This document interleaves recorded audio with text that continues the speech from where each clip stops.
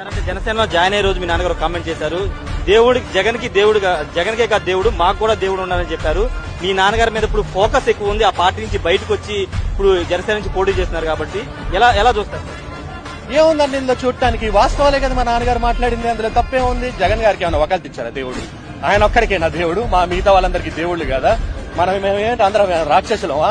మేమేమో దేవుడిని కొలచమా? మాకేమో ఆ దేవుడు మాకు సహకారం చేయడా? చేస్తారు కదా, దాంట్లో ఏముంది? వాళ్ళు ఎన్ని కమెంట్స్ చేసుకుంటే చేసుకోనివ్వండి. అంటే మీ నాన్నగారు ఓడించడానికి వాళ్ళు వ్యూహాలు సిద్ధం చేసే అవకాశం ఉంది. వాళ్ళు ఎన్ని చేసినా మచిలీపట్నం ఎంపీ వల్లభనేని బాలశౌరి గారు, అది ఫిక్స్. దాంట్లో ఎటువంటి మార్పు లేదు. అనుదీప్ గారు రాజకీయ అరంగేట్రం ఎప్పుడు ఉండబోతుంది? మీరు అసెంబ్లీ నుంచి పోటీ చేయాలనుకున్నారు వాస్తవంగా ఈ ఎన్నికల్లో? నేను ఎక్కడి నుంచి పోటీ చేయాలని అనుకోలేదండి. మొదటి నుంచి నేను మా నాన్నగారు వెనకాల ఉండి ఆయనకి సపోర్ట్ గానే నించున్నాను. ఇప్పుడు కూడా చెప్తున్నాను, నేను జనసేన నాయకుడిని